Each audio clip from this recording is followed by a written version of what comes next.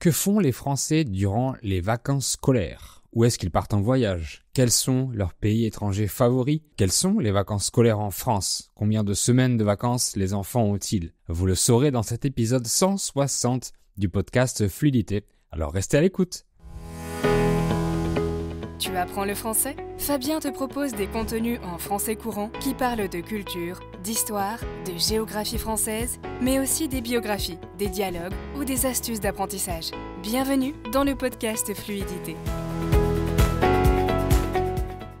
Avant de commencer, je voudrais vous proposer une opportunité unique pour progresser en français si vous êtes intermédiaire, notre club VIP. C'est un club privé que j'ai créé, composé d'une grande communauté de plus de 450 apprenants, que je remercie encore d'ailleurs. Vous y trouverez des amis qui viennent du monde entier et tous ensemble, nous faisons des activités de pratique orale en groupe sur Zoom. De la lecture, des jeux, des quiz, des discussions sur différents thèmes, etc. Ces réunions sont organisées chaque semaine le mercredi à 18h30 et le vendredi à 18h, heure de Paris. Mais également le mercredi à 18h30, j'anime aussi un cours interactif pour expliquer facilement et clairement la grammaire du français. Nous avons un groupe Telegram pour discuter, partager et échanger où j'aide les apprenants en répondant à leurs questions évidemment. Le club VIP, c'est aussi des contenus exclusifs pour les débutants, tout mon podcast sans aucune publicité, des transcriptions bilingues pour comprendre rapidement ou encore des listes de vocabulaire PDF pour enrichir votre lexique. Tout le monde est bienvenu et vous pouvez rester autant de temps que vous voulez. Pour rejoindre le club VIP, cliquez sur le lien dans la description.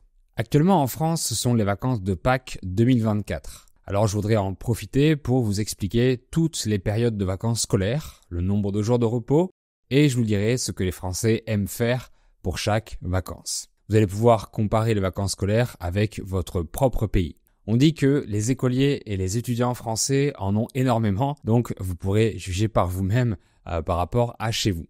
Ici, je ne parle pas de congés pour les travailleurs car j'ai déjà expliqué leur fonctionnement dans un des premiers épisodes, seulement des vacances scolaires, donc pour les écoles primaires, les collèges, les lycées, etc. Premièrement, vous devez savoir que la France métropolitaine est divisée en 4 zones scolaires qui sont la zone A, la zone B, la C et la Corse. Les zones A, B et C regroupent plusieurs régions françaises et la 4e est seulement pour la Corse, notre île de beauté. En fait, la période de vacances scolaires est différente pour les 4 zones. Par exemple, l'Académie de Paris n'est pas dans la même zone que celle de Marseille ni que celle de Bordeaux. Donc Paris, Bordeaux et Marseille ne commencent pas leurs vacances simultanément. C'est fait pour éviter que tous les scolaires français soient en vacances en même temps, parce que si c'était le cas, ça créerait des saturations, puisqu'il y aurait tout le monde sur les routes au même moment, mais aussi dans des endroits très fréquentés, comme des stations de ski en hiver, qui auraient trop de monde dans une trop courte période de temps. Donc au lieu de ça, on répartit les vacances sur plusieurs semaines. Les vacances commencent le samedi après les cours, mais en général, très peu d'enfants ont cours le samedi. Ça reste exceptionnel dans notre pays. Donc majoritairement, la plupart des élèves sont en vacances le vendredi soir. Et les cours reprennent un lundi matin. C'est pour ça que pour ma part, je détestais le dimanche de fin de vacances.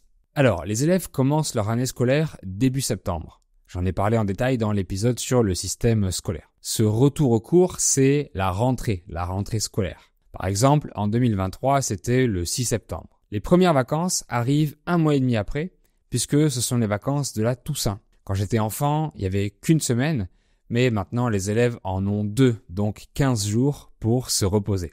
Ces vacances arrivent en général fin octobre et terminent début novembre. Ce sont les mêmes jours pour toutes les zones, pour toute la France. Cette année, c'était du 21 octobre au 6 novembre. L'été vient de se terminer et les gens n'ont plus trop de budget pour tout de suite repartir en vacances.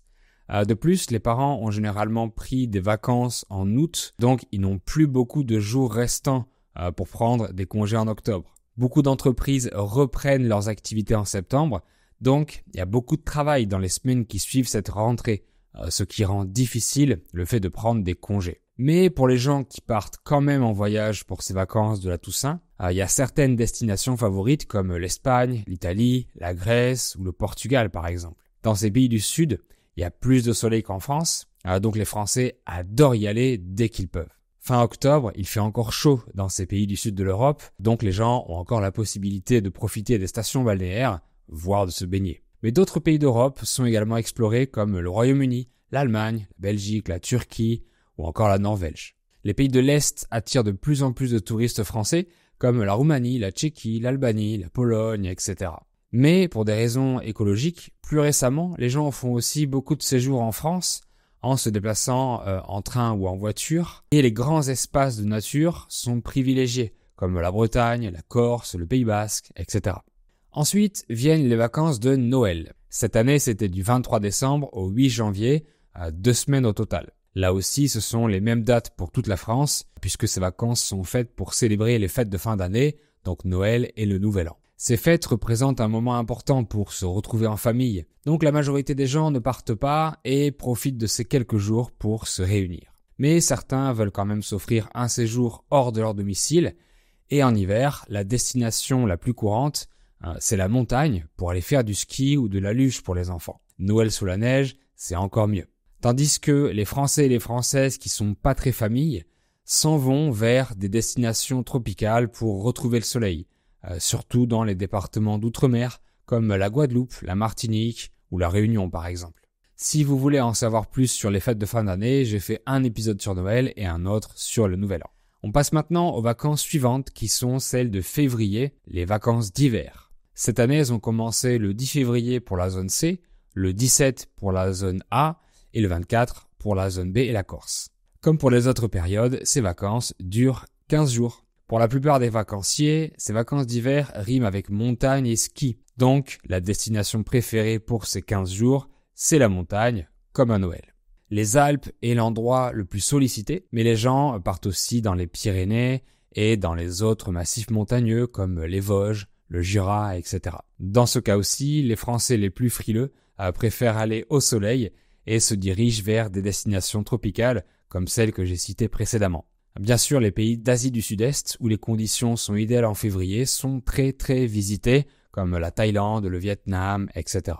On arrive maintenant aux vacances de Pâques, les vacances de printemps qui ont lieu en ce moment. Ces vacances durent 2 semaines également et elles ont commencé le 6 avril pour la zone C, le 13 avril pour la zone A et elles commenceront le 20 avril pour la zone B et le 27 pour la Corse.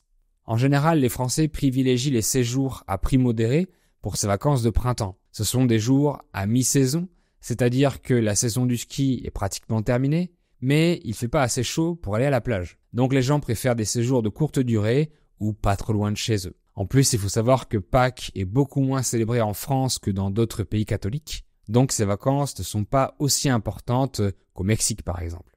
Donc pour ces vacances de Pâques, les Français aiment partir dans les grandes villes européennes, surtout dans le sud de l'Europe, toujours pour le soleil. Encore une fois, l'Espagne, le Portugal, l'Italie et la Grèce sont les pays favoris et on en profite pour visiter leur capitale ou leur grande ville.